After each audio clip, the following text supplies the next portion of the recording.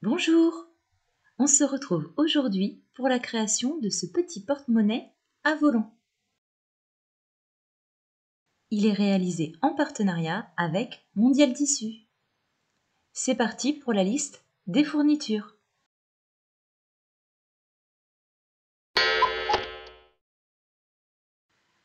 Nous aurons besoin de coton matelassé, de velours, de coton pour la doublure, pour les volants et pour les propretés de fermeture, du passepoil, une fermeture éclair et un pompon avec son anneau. On commence par réaliser les volants. Pour cela, on prend le tissu correspondant, on le plie envers contre envers dans la longueur,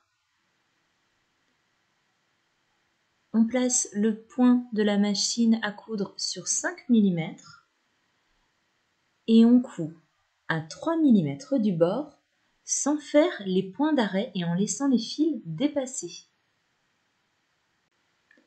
Voilà ce que l'on obtient. Donc on vient tirer sur un des fils pour faire des fronces. Même chose sur l'autre extrémité.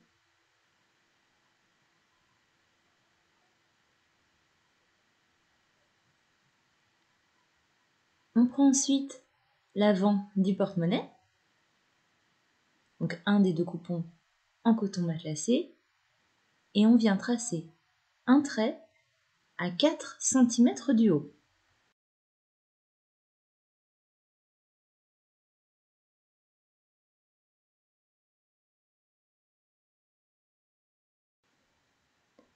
On dispose le haut des volants au niveau du trait.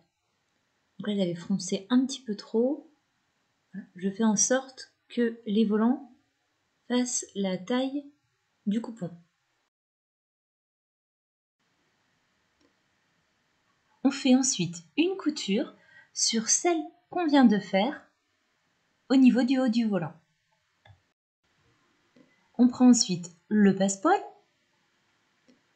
on le place sur le volant pour pouvoir cacher les coutures, puis on coud le passepoil sur le tissu où on veut, sur la bande, ça n'a pas trop d'importance. Ensuite, on vient recouvrir avec le velours. Donc pour cela, on fait un rentré d'1 cm et on dispose le velours comme ceci, bien positionné au niveau du cordon du passepoil.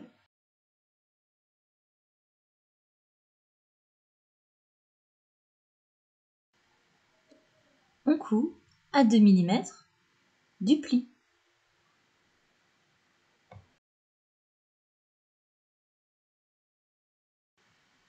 On vient ensuite arrondir les bords du devant ici, en bas, et même chose sur un des coupons de la doublure. Je le fais à vue d'œil ici, mais vous pouvez très bien vous aider d'un verre.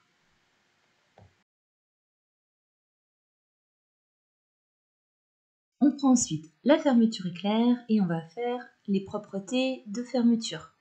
Donc pour cela, on prend les coupons de coton qu'on plie en deux envers contre envers et on les place au niveau des extrémités du zip. On fait en sorte que le tout fasse 14 cm de long. Puis on coud à 2 mm du bord.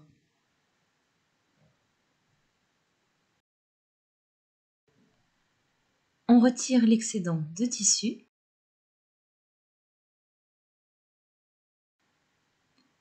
Puis on va placer le zip comme ceci, donc à l'envers, sur l'envers du devant du porte-monnaie.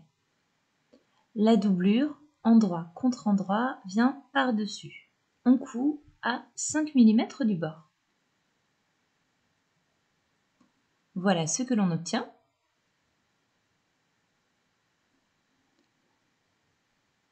On place la doublure envers contre envers.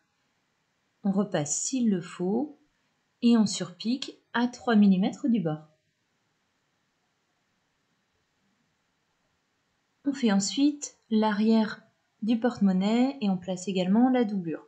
Donc on place les tissus extérieurs endroit contre endroit, on retourne et on place également la doublure endroit contre endroit. On épingle et on coud à 5 mm du bord.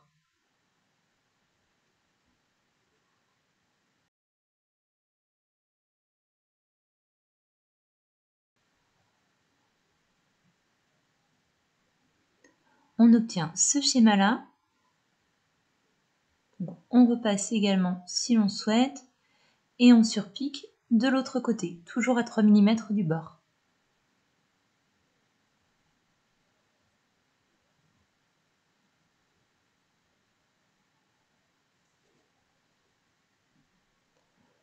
À ce stade, on ouvre la fermeture éclair, on place les tissus extérieurs endroit contre endroit et la doublure endroit contre endroit. On fait attention ici à ce que le pli au niveau des propretés de fermeture soit bien vers la doublure.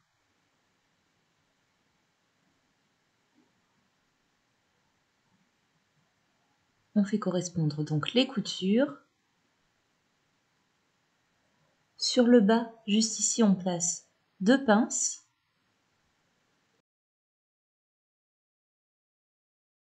Entre les deux, ce sera l'ouverture pour retourner notre porte-monnaie. On coud à 1 cm du bord.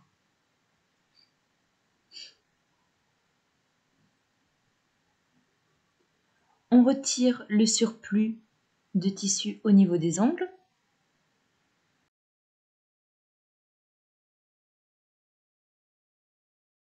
On crante les arrondis. On enlève le surplus au niveau du zip, là aussi. Et on retourne en passant par l'ouverture.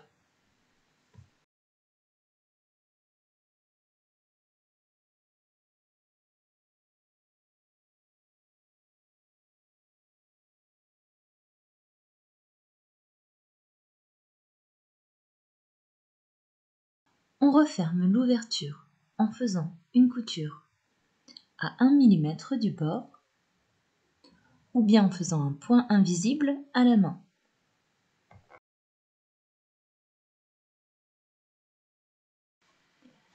Il ne nous reste plus qu'à placer le pompon. Donc à l'aide d'une petite pince, on ouvre l'anneau et on le place dans le curseur. Voilà, notre porte-monnaie est désormais terminé.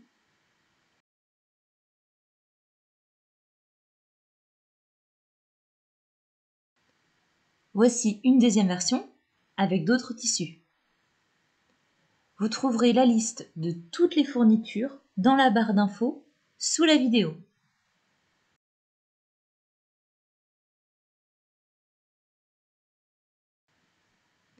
Bonne journée, à bientôt.